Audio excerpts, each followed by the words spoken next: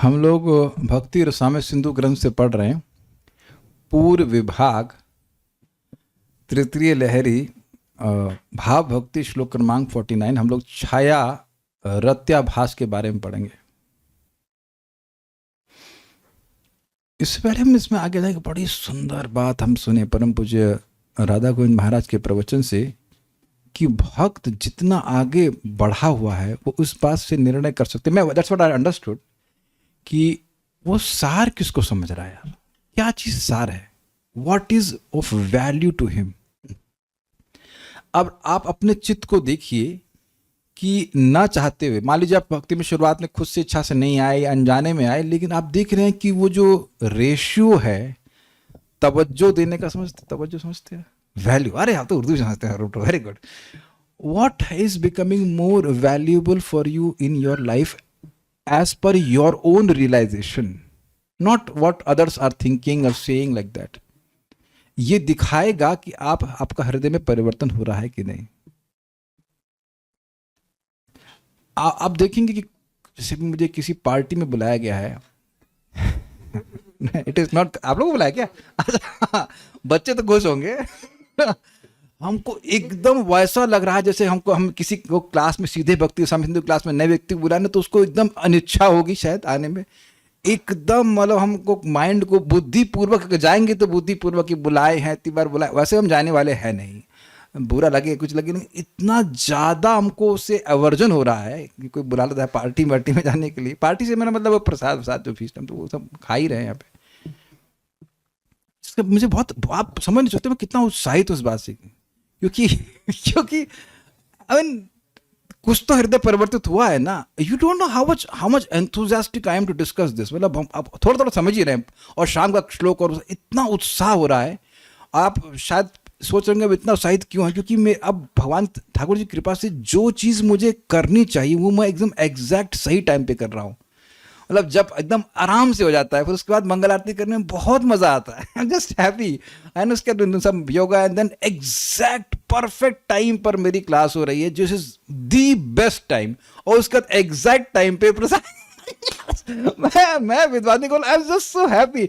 जो एकदम पूरा वृंदावन में ब्रह्मचारी डेज में बिल्कुल टेम्पल की तरह 9 बजे, मतलब 9 बजे प्रसाद, और क्लास तो अपने खत्म करनी है वो तो अपने कंट्रोल में। आप लोग भी खुश हो जाते हो कि पहले क्लास 5 मिनट पहले खत्म करना। जस्ट सो हैप्पी, क्योंकि आप जो भी भक्ति का साधन कर रहे हैं उसमें कोई संघर्ष ही नहीं है। एक्चुअली संघर्ष खत्म कर दी Thakur ji literally, very less, very less. हम बहुत उत्साहित है आज, बहुत खुश है। चलिए हर बाबू आप बढ़ते आगे। आप लोगों ने प्रतिबिंब रत्याभास के बारे में पढ़ा था, सुना था। अब हम लोग छाया रत्याभास के बारे में पढ़ेंगे।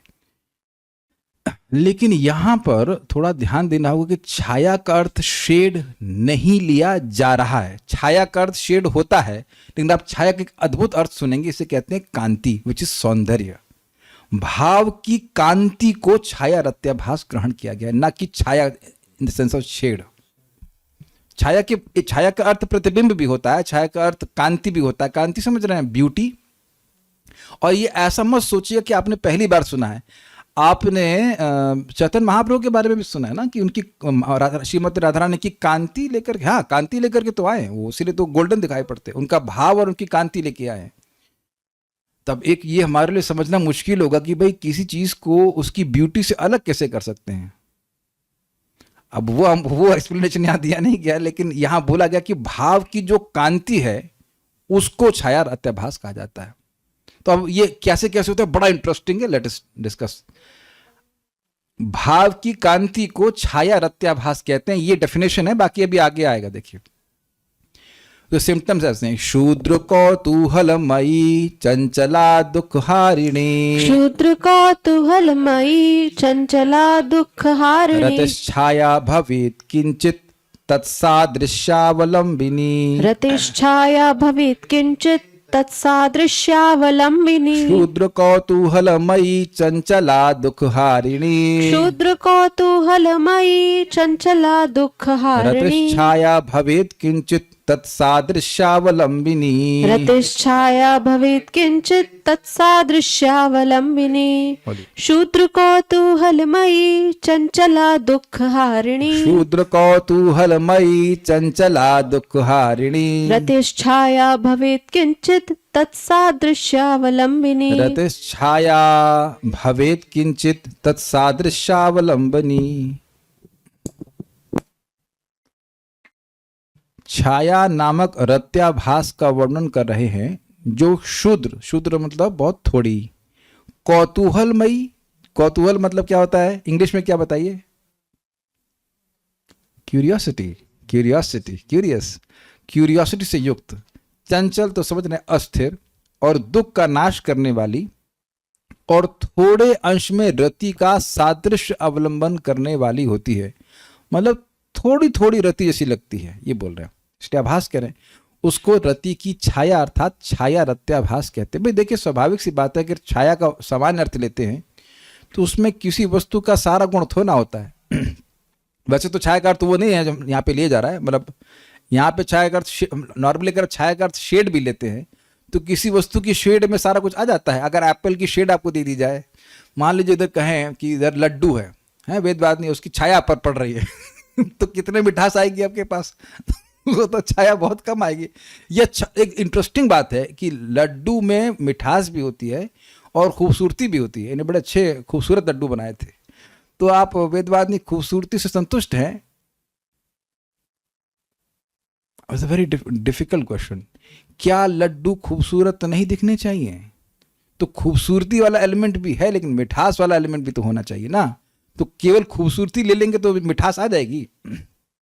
अब तो अंतर समझ में आ रहा है, बिल्कुल समझ लेंगे। बड़ा अच्छा एग्जांपल आ गया। आप लोग देखो कि मिठाई की दुकान में मिठाई कितनी खूबसूरत लगती है, उससे कुछ सुख नहीं मिलता है। आप लोग को समझ में आ रहा है? केक देख के अच्छा लगता है आप लोगों को? क्या नाम है, वैष्णवी, इसको क्या पसंद है? केक अच्छा लगता है। तो केक देख के अच्छा लगता है आपको, और खा के और अच्छा लगता है। तो दोनों में अंतर हुआ ना, देख के भी केक की कांति कुछ अलग और खाने में अलग। तो उसी तरह से भाव की कांति से भी दुख हरण होता है, लेकिन वैसा नहीं जैसा कि मतलब अवस्था भाव से होगा। ठीक है। रहते छाया, रति की छाया, शूद्र कौतूहलमयी, शूद्र यानी थोड़ी, कौतूहल मतलब क्यूरियोसिटी से युक्त, चंचला मतलब चंचल, और दुख हारिणी दुख को दूर करने वाली, और किंचित तत्सादृश्य अवलंबनी, और थोड़े अंश में तत् अर्थात रति की सादृश्य अवलंबन करने वाली होती है। मतलब थोड़ा थोड़ा लगता है कि ये रति जैसी है। इसको छाया रत्याभास कहते हैं, दुर्गम संगम ने। अब समझ में आ रहा होगा, कुछ क्लियर नहीं हो रहा है कि क्या बातें होते हैं उसमें। देखिएगा, सुंदर सुंदर बातें बताते हैं यहाँ पर। जीव गोस्वामी कह रहे हैं यहां पर छाया का शब्द, छाया शब्द का अर्थ कांति है। कांति मतलब ब्यूटी। अमर कोश के नाना अर्थ वर्ग में एक प्रकार की डिक्शनरी है जिसमें एक शब्द के अलग अलग अर्थ होते हैं, उसको बता रहे हैं। नाना अर्थ वर्ग मतलब वो सेक्शन जिसमें एक शब्द के कैसे अलग अलग अर्थ हो सकते हैं। ये आपने हिंदी में पढ़ा होगा, क्या बोलते हैं उसको, एक तो पर्यायवाची बोलते हैं ना, अनेकार्थी शब्द। यस एग्जैक्टली, अनेकार्थी शब्द। तो उसी तरह से बोल रहे हैं कि छाया का मतलब सूर्य प्रिया, सूर्य की प्रिया। ठीक है भाई, सूर्य की प्रिया, क्योंकि जहां सूर्य होगा वहां पे छाया होगी ही जोड़ती नहीं सूर्य को। कांति ब्यूटी, प्रतिबिंब वो पढ़ चुके हैं, और अनआतप जहां पर आतप अर्थात ताप नहीं है, यानी शेड, यानी कि वो आप जो प्रसिद्ध अर्थ छाया का लेते हैं ना, जो गर्मी पड़ रही थोड़ा छाया में चले जाओ, शेड समझते हैं ना, वो अर्थ को छाया के पर्याय के रूप में कहा जाता है। यहां पर भी कांति का अर्थ प्रतिच्छवि है मतलब प्रतिबिंब ही है, उसी तरह से लेना है। प्रतिच्छवि का कांतित्व होने के कारण आभास शब्द का इसी अर्थ में प्रसिद्धि है। इसी अभिप्राय से छाया का लक्षण कहते हैं शूद्र इत्यादि पद्म से। मतलब छवि भी एक प्रकार की, कांति भी एक प्रकार की छवि ही है। तो अंतर क्या हुआ उसको समझाने के लिए वहां पर अब ये श्लोक बोल रहे हैं। शूद्र कौतूहल का अर्थ है कि यद्यपि भगवान और भक्ति आध्यात्मिक हैं, फिर भी व्यक्ति उनमें केवल भौतिक वस्तु के समान रुचि रखता है।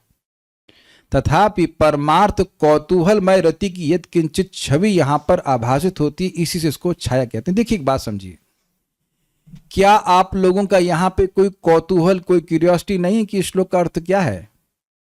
But is it not serious? आप समझ रहे हैं मेरी बात?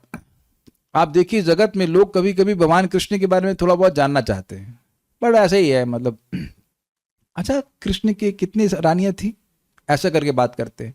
तो कृष्ण के बारे में बात कर रहे हैं, भक्ति के बारे में, गुरुजी हमारे पास टाइम नहीं है लेकिन थोड़ा ये बताइए। तो अब इस टाइम नहीं है मतलब अत्यंत हल्की कौतूहल है। आपने वैभव को देखा है, वो भी क्यूरियस हैं, लेकिन ऐसा नहीं कि अब बहुत ज्यादा क्यूरियस हो भगवान के बारे में कि भाई जीव को सुख कैसे मिलेगा, कैसे श्रेय की प्राप्ति होगी। वो ऐसा करते हैं? नहीं करते हैं। मैं ये नहीं कह रहा हूं कि उनको रत्याभास प्राप्त है, मैं इनके भाई के बारे में बात कर रहा हूँ, ऐसा ना वैभव यहाँ पे परेशान हो जाए, उसका नामाभास हो जाएगा। मैं ये नहीं कह रहा हूँ, मैं खाली बोल रहा हूँ ऐसे बहुत से लोग हैं who may be pious and who may be little bit interested in Krishna. भगवान कृष्ण से भोग मिल जाएगा, या जो प्रतिबिंब रत्याभास था उसमें इंटरेस्ट ज्यादा था भाई, वो श्रवण कीर्तन में लग गया अच्छे से, वो अनुसरण करने लग गया। लेकिन यहाँ थोड़ा कौतूहल है कि कृष्ण है क्या चीज, भक्ति है क्या चीज, थोड़ा बहुत, ज्यादा नहीं, बहुत ज्यादा उसमें रुचि। इसीलिए कह रहे हैं कि शूद्र है ये प्रतिबिंब टाइप का, लेकिन इसकी इंटेंसिटी बहुत कम है। वहां पे इंटेंसिटी बहुत ज्यादा थी प्रतिबिंब में, यहाँ इंटेंसिटी बहुत कम है, हल्का हल्का सा जैसे केक को देख करके उसकी कांति का संपर्क मिलकर लगता है क्या चीज है ये। आप लोग नहीं सोचते हैं कोई नई मिठाई देखेंगे तो देखने मात्र से ये क्या चीज है। तो कृष्ण आकर्षक है तो लोगों को कौतूहल होता है। ये कौतूहल होता तभी तो वो कृष्णा क्या कहते हैं, वो जो कार्टून सीरीज आती है ना, कृष्णा क्या बना था वो, लिटिल कृष्णा, वो सब कौतूहल में देखने जाते हैं ना, ये बात है। ऐसा तो नहीं वो भगवान के तत्व को समझने के लिए जा रहे हैं वहां पे, तो हल्का हल्का। भगवान के प्रति थोड़े आकर्षण के कारण वास्तविक रति के समान कुछ हल्के लक्षण दिखाई पड़ते हैं। भाई भाव भक्ति में तो भगवान के प्रति खूब कौतूहल होगा, भगवान की लीलाओं को सुनेगा, भगवान की कथा को सुनेगा, तत्व को सुनेगा, सब कुछ सुनेगा। लेकिन यहाँ हल्का हल्का इंटरेस्ट है तो हल्के लक्षण आ रहे हैं, ये बात बोल रहे हैं। अतः छाया होने से ये चंचल अर्थात अस्थिर होती, समझ रहे हैं? यानी कि ये कौतूहलमय तो है लेकिन बहुत देर नहीं टिकेगी, बहुत देर नहीं टिकेगी, चंचल है, प्रतिबिंब के समान स्थिर नहीं होती है। आप देख रहे हैं कि प्रतिबिंब में स्थिर, भाई भाव है तो प्रतिबिंब में स्थिरता रहेगी। और आपने ये भी सुना था कि वो भक्त चला भी गया, उसका संपर्क नहीं भी रहा, तब भी उसके मन में संस्कार रहेगा। लेकिन यहां पर छाया है, हल्की सी, आया और फिर गायब हो जाता है, हल्का सा कुछ कौतूहल हुआ, कृष्ण है, फिर गायब। क्या आप ऐसा नहीं देखते हैं?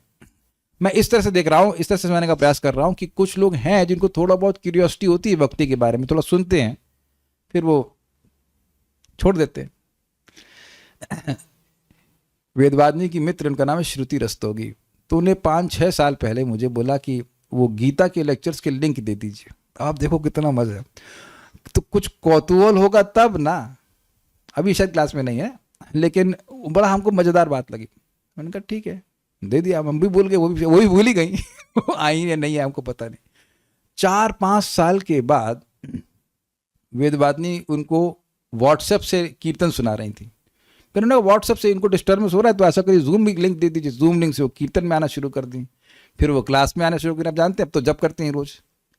तो एकदम से मैंने कुछ उनको मैसेज करना था, तो मैंने मैसेज मैंने देखा और देखा अरे इसमें तो लिखा हुआ है 5 साल पहले इन्होंने हमको गीता का रिक्वेस्ट भेजा था। हमने कहा आपने तो मुझे गीता का लिंक, मतलब क्लास का लिंक मतलब मांगा था मेरे से, हमको याद नहीं है। मुझसे ही मांगा था, उस समय शादी वारी नहीं हुई थी, आश्रम में था। उनको ये भी याद नहीं है कि वो मांगी थी और इसी व्यक्ति से मांगी थी और इसी व्यक्ति की क्लास सुन रही। और वेदवादी को भी नहीं पता था, मुझे नहीं पता था कि ये, हाँ उस समय मुझे नहीं पता था कि ये इनकी, ये तो तब शादी हमारी हुई नहीं थी, तो ये इनकी कौन मित्र है हम क्या जाने। तो आप देख रहे हैं कि कुछ तो उनका कौतूहल रहा होगा ना गीता सुनने का, आई डोंट नो व्हाई, और उनको भी याद ही नहीं है। ऐसा भी हो सकता है, सोचिए कि आपने किसी को बोला हो और घूम फिर करके वेरी एस्टॉनिशिंग। तो कौतूहल जो है वो गायब भी हो सकता है क्योंकि बहुत ज्यादा इंटरेस्ट नहीं है, ठीक है। क्यों? इस अस्थिरता का कारण यह है कि भोगादि लिप्सा की जो स्थिरता होती है उस प्रकार की स्थिरता लौकिक कौतुक में नहीं पाया जाता। मतलब देखिए, भोग प्राप्ति में जिसकी लिप्सा है वो तो स्थिर होती है, समझने में दिक्कत आ रही है ये भोग मिल जाए वो मिल जाए। तो अब कोई भगवान का भजन कर रहा है इस तरह से, भगवान का भजन क्या कर रहा है, अनुसरण कर रहा है, और उसको अब भोग मिलना चालू हो गए, तो भोग मिलना चालू होगा तो फिर उसको और स्प्रिया होगी ना कुछ भक्ति करने की, तो वो स्थिरता रहेगी ना, अरे हमने इनकी संगत करी तो हमारी ये होता है। आप लोग हरे कृष्ण मंत्र दीजिए, वेदवादी आपको याद है अपने मित्र का, वो उसने हरे कृष्ण मंत्र करना शुरू किया और अब उसकी शादी हो गई, कुछ हो गया, तो अब उसके बाद हरे कृष्ण भूल गई, वो है। लेकिन अगर थोड़ा सा भी अगर भक्तों की संगत बनी रही तो उसको ये विश्वास रहेगा कि यार हमारी भौतिक इच्छाएं पूर्ण हो जाती हैं, तो फिर वो भक्ति में स्थिर रहेगा। लेकिन केवल कौतूहल से जा रहा है, मतलब भौतिक इच्छा प्राप्त करने के लिए नहीं जा रहा है, केवल कौतूहल से जा रहा है, तो काफ़ी संभावना है कि वो हाँ ठीक है इस पे छोड़ देते हैं। ऐसा बहुत बार देखा गया, ऐसा बहुत बार देखा गया। तथापि वस्तु के प्रभाव से यह छाया संसार ताप रूपी दुख का क्रम पूर्वक शमन करने वाली है। मतलब क्योंकि भगवान का संपर्क हुआ है तो दुख का धीरे धीरे करके शमन हो जाएगा। यह नहीं कहना चाहिए कि यह रत्याभास की सामान्य श्रेणी में नहीं आता, क्योंकि इसमें भोग और मुक्ति की इच्छा नहीं है। इसे रत्याभास ही माना जाता है, क्योंकि भौतिक जिज्ञासा भी भोग का एक रूप है, अर्थात एक प्रकार की अशुद्धि। समझे कुछ बात? क्योंकि अरे ये तो शुद्ध भक्ति है भाई, न भोग चाह रहा है न मोक्ष चाह रहा है, फिर भगवान की जिज्ञासा कर रहा है, तो शुद्ध भक्त हुआ ना। ये रत्याभास कैसे हुआ? तो ना, रत्याभास ही है, क्योंकि जो कौतूहल है वो भगवान को भगवान मानकर नहीं हो रहा है। आप ऐसे लोगों से नहीं मिले हैं? हम एक बार गए थे हारमोनियम को रिपेयर कराने कानपुर में, तो वह वो व्यक्ति मुसलमान थे और कहा ये कैसे भगवान है भाई, गोपियों के संग सब लड़कियों के संग नाच रहे हैं। तो अब वहां भगवान के प्रति कुछ कौतुक है, कौतूहल है, ये कैसे है, मतलब it is a question regarding Krishna, लेकिन भगवान कृष्ण को मटीरियल भौतिक व्यक्ति मान रहे हैं।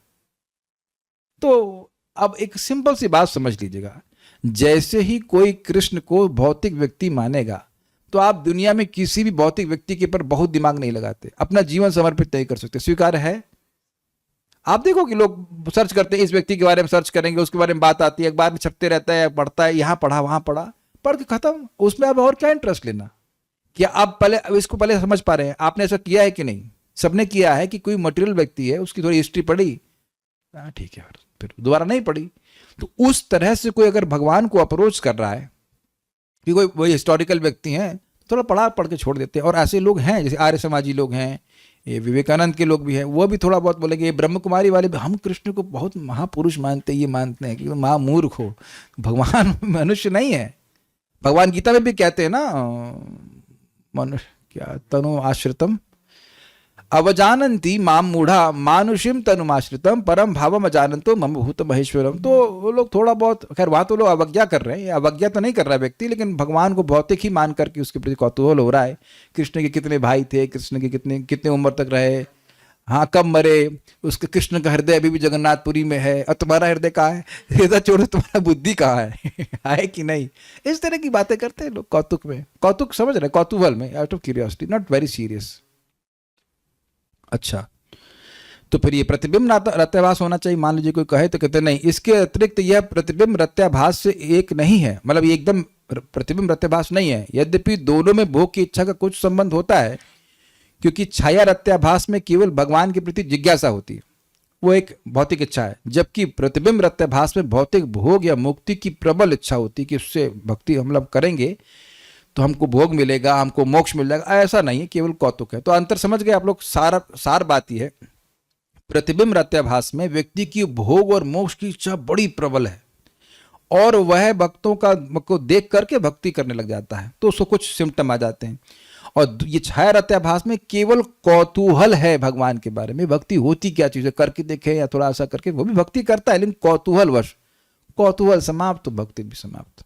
Is it okay? कुछ लोग चेक करके देखते हैं, देखिए हरे कृष्ण मंत्र से क्या होता है, वो चेक करा, नहीं सब रिजल्ट मिला उनको, या कुछ भी व्हाटएवर, देयर कौतूहल finishes and then they finish off. ये बात है।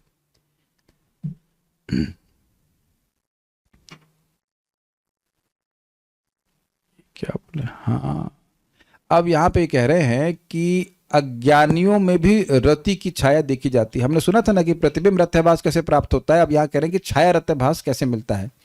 हरि प्रिय क्रिया काला देश पात्रादि संगमात् हरि प्रिय क्रिया काल देश पात्रादि संगमात् अप्यानुषंगिका देशा क्वचिद अज्ञेष्वपीक्षते। अप्यानुषंगिका देश क्वचिदज्ञेष्वपीक्षते।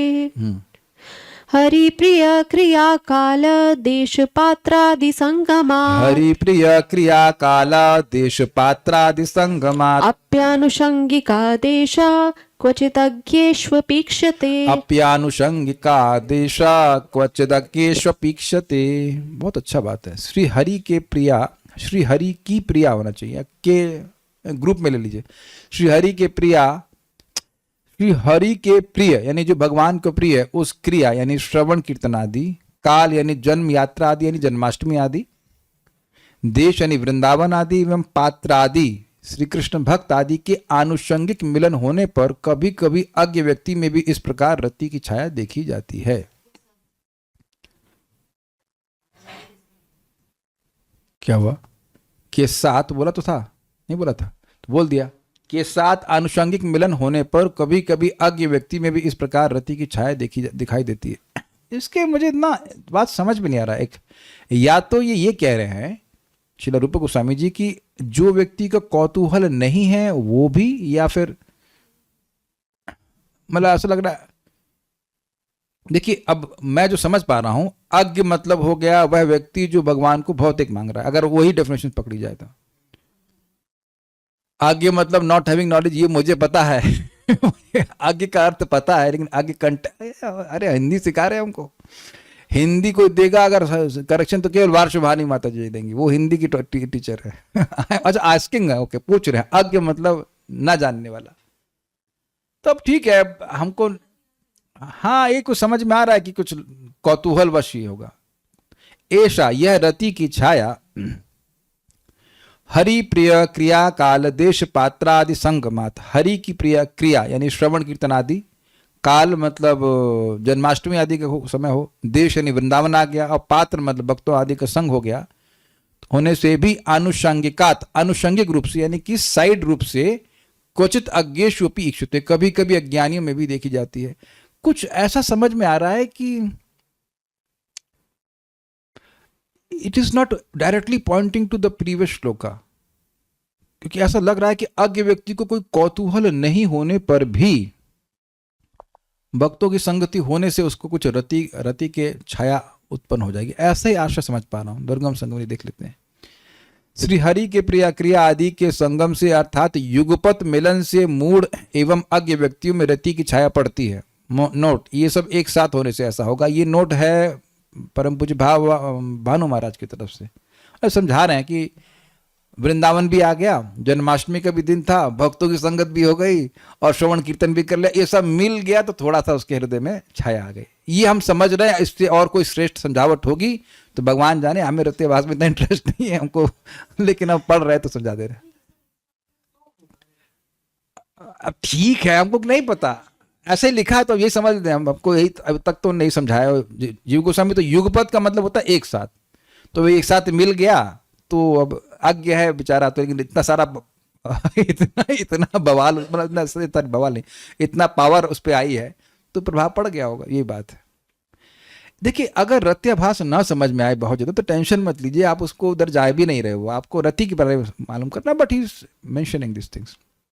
भक्ति सार प्रदर्शनी। श्री हरि के प्रिया, श्री हरि के प्रिय जो क्रिया काल आदि हैं उनके आनुषंगिक संग से कभी कभी मोक्ष, इच्छा, शांति आदि रहित मूढ़ व्यक्तियों में भी यह छाया नामक रत्याभास देखा जाता है। एक मैं अनुभव बताना जरूर चाहूंगा। एक व्यक्ति थे, मैं मतलब माता जी तो सीरियस भक्त है, उनके पति आए थे और वो मतलब हम लोग संग यात्रा में गए, घूमे घामे, वैसे तो खैर वो थोड़ा जब भी करते थे, लेकिन he had a very good realization at least उस पॉइंट पर। कार्तिक में तो वैसे मौसम अच्छा होता है, काल बहुत अच्छा होता है और सब परिक्रमा वगैरह सबकी, तो भक्ति में ही सुख है, यही लाइफ है, दैट इज द वर्ड, यही लाइफ है। और मैं आपको ये शब्द मैंने कई बार तो एक दो बार तो देखा है। आप 24 आवर कीर्तन में शाम को बैठे हो, कभी तो हमने देखा है कि एक व्यक्ति आए थे, वो भक्तों कीर्तन करता हुआ देखे, भगवान के सामने कीर्तन कर रहे हैं वृंदावन में, यही सुख है। बोलो यही सुख है। अब वो अलग बात है कि वो उसके बाद भूल जाए, लेकिन एटलीस्ट टेम्पररी उसको मन में कुछ सुख आता है, अनुभूति होती है, अच्छा लगता है। एक आपको एग्जाम्पल, आपको ये मेरे साक्षात एग्जाम्पल है। उस समय था 6 बज रहे होंगे शाम के, परम पूज्य जनार्दन महाराज वहां पे कीर्तन कर रहे थे। तो मेरे बुआ जी, सकी बुआ, आई वाज अमेज्ड। मैं बस वहां से जा ही रहा था, पता नहीं क्या भगवान ने प्रेरणा दी कि तुम थोड़ा और उधर कीर्तन में बैठ जाओ। या खड़ा था एक्चुअली मैं, और वो कार्तिक का ही समय था क्योंकि वो बैरिकेडिंग से लगी रहती। और मेरी सगी बुआ 1 2 3 3rd नंबर की, आई एम जस्ट अस्टॉनिश। बुआ जी, फूफा जी और उनके लड़का, 2 लड़के भी आ गए। I was very astonish. मतलब कितना रेयर है ना, वो लोग तो बिल्कुल भक्त नहीं है, कैसे उस टाइम मैं पे जो खड़ा हूं तब वृंदावन में, दिस इज नॉट एक्सीडेंट। और वो आए तो बोले, तुरंत वो खुद ही अपने से, वो भाई बोल रहा था मेरा कि वाह क्या एनर्जी है यहाँ की। अब आप समझ रहे हैं आज्ञा का, कुछ तो उसको आनंद, कुछ सुख, कुछ मिला होगा तब ना वो बोला सा। उसके बाद मैंने कहा चलो रूम पे ऑफिस में बैठ के बात करते, नहीं हम जाना है। भग गए। इतना ज्ञान नहीं चाहिए, इतना कौतूहल हमको नहीं है, लेकिन वो संस्कार तो गया ना मन में, वाह क्या एनर्जी है। वो अपेक्षा नहीं की होगी कि मैं उनको मिल ही जाऊंगा वहां पर, और ना ही मेरा नंबर उनके पास है, कुछ होगा। There is absolute no touch, मैं कोई बात ही नहीं करता उनसे, लेकिन मुझे वो दिन याद है, इट्स वेरी एस्टॉनिशिंग। या मुझे भी याद है इस्कॉन मैंगलोर में जब मैं गया था, क्या अगरबत्ती थी, और मन में बहुत, वहां मंदिर में इतनी शांति थी। मतलब हल्का सा प्रभुपाद जी का टेप चल रहा था, बहुत अद्भुत अनुभव था इस्कॉन मंदिर में जाने का। हमको पता भी नहीं था इस्कॉन मंदिर ऐसी कोई चीज होती है। हम्पन कट्टा में वहां पे था, स्टिल वेरी नाइस प्लेस, बहुत ही सुंदर बरगद का पेड़ था। एनीवेज, हम हर व्यक्ति को कुछ अनुभव होता है, आगे व्यक्ति भी इस प्रकार से अनुभव प्राप्त कर सकता है। अच्छा आगे पढ़ते हैं। किंतु भाग्यम विना नासौ भावच्छायाप्युदंचति। किंतु भाग्यम विना नासो भावच्छायाप्युदंचति। यदभ्युदयतः क्षेमं तत्र स्याद् उत्तरोत्तरम्। यदभ्युदयतः क्षेमं तत्र स्यादुत्तरोत्तरम्। बोलिए। किंतु भाग्यम विना नासौ भवच्छायाप्युदुच्यति। भाव नहीं, भाव है।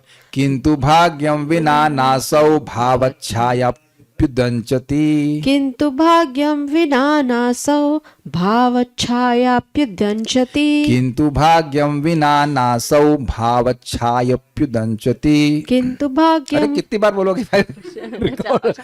फंस गया क्या? आप आगे बढ़िए।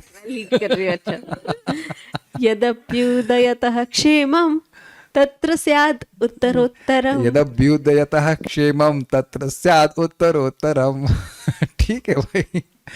किंतु भाग्य के बिना भाव छाया का भी उदय नहीं होता है, जिसके उदय होने पर कृपा पात्र व्यक्ति का उत्तरोत्तर मंगल होता है। मतलब अब ऐसा संपर्क ही ना मिले तो फिर भाव नहीं उत्पन्न होता है, और ऐसा हो गया उत्पन्न, भाव की छाया उत्पन्न हो गई तो फिर आगे उसका मंगल हो जाएगा।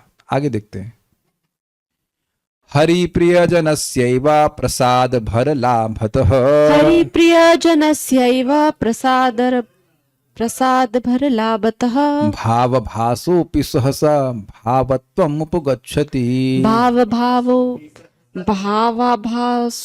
सहसा भावत्वम् उपगच्छति। हरि प्रियजनस्यैव प्रसाद भर लाभतः। हरि प्रियजनस्यैव प्रसाद भर लाभतः। भावाभासोऽपि सहसा भावत्वम् उपगच्छति। भावाभासोऽपि सहसा भावत्वम् उपगच्छति। बोलिए। हरि प्रियजनस्यैव प्रसाद भर लाभतः। हरि प्रियजनस्यैव प्रसाद भर लाभतः।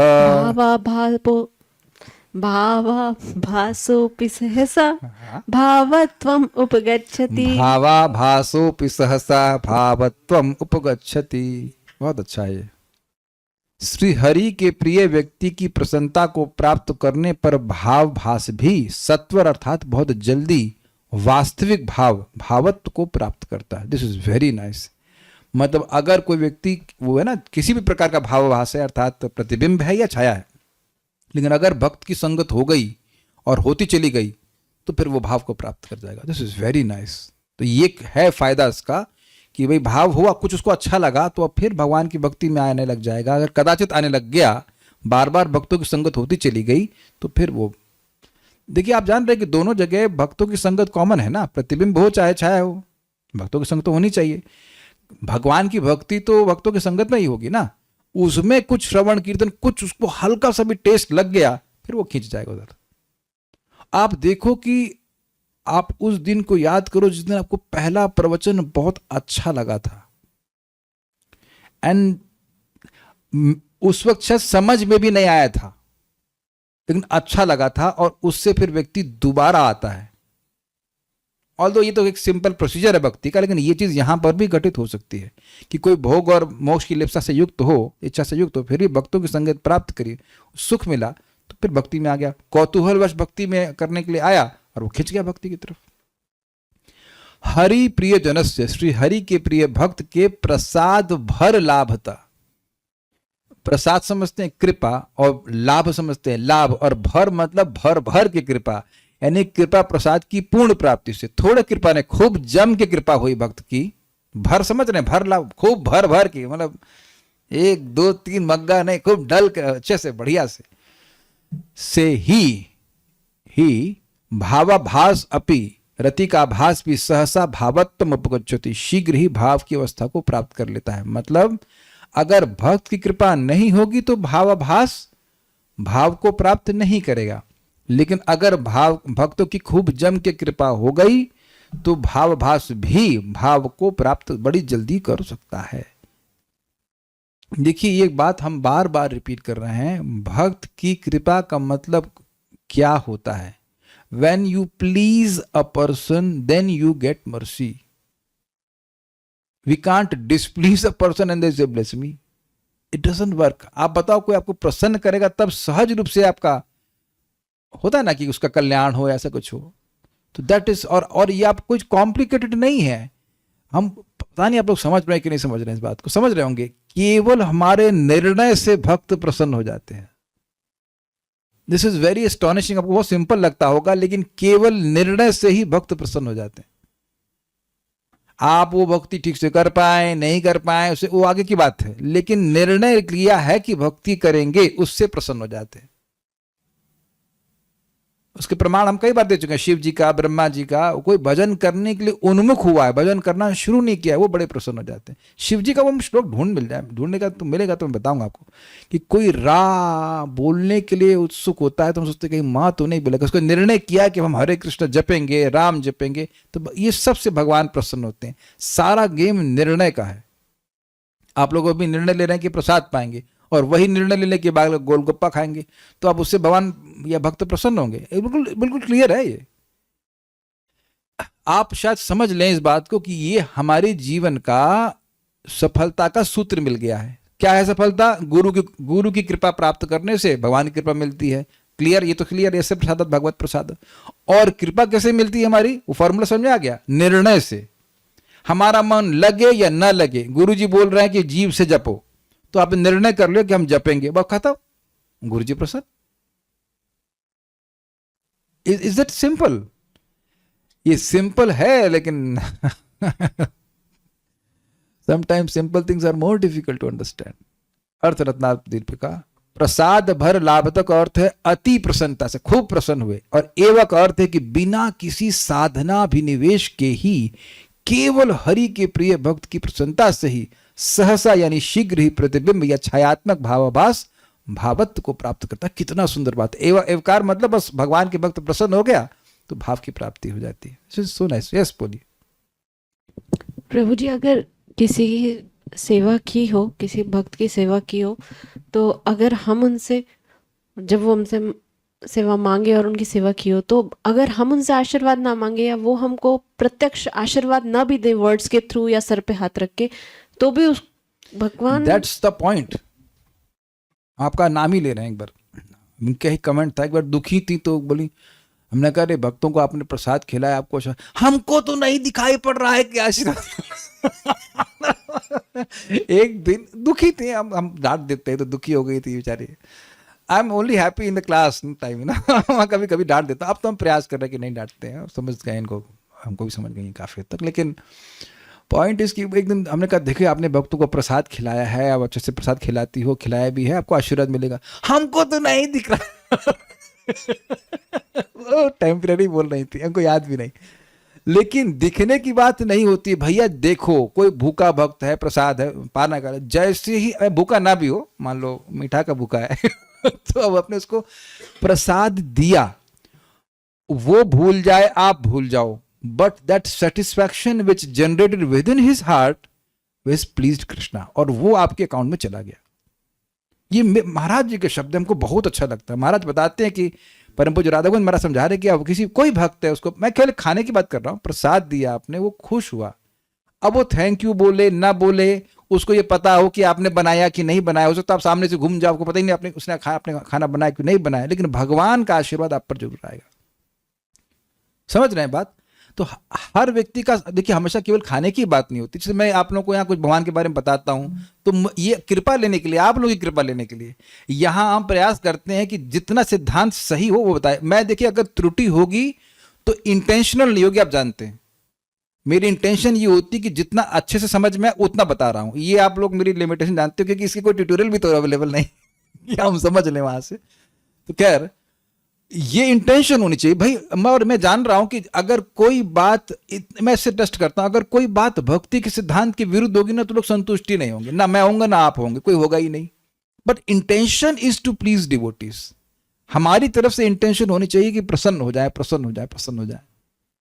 डज दैट मेक, आप इस बात को समझिए। मैं बता ना, महाराज ने एक माता जी का नाम लिया था जो 200 किलोमीटर से चल करके, इंग्लैंड चल के तो नहीं मतलब ट्रैवल करके कथा सुनने आई थी। तो ऐसा उनका निर्णय देख करके महाराज प्रसन्न हुए कि नहीं?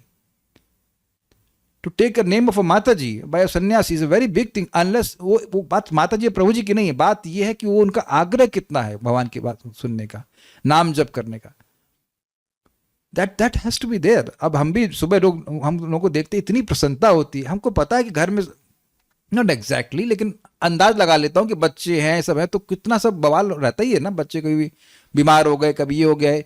आज एक माता जी मुझे लग रहा है कि ऑलमोस्ट पूरी रात जग कर, क्योंकि 4 उनको जॉब अब भी रहता है, 4 बजे वो माला खत्म कर दी।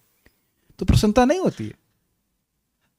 आप समझने का एकदम समझ लीजिए कि भक्त की प्रसन्नता ही कृपा है, ऐसा नहीं कि वो अलग से कुछ कहा जाए।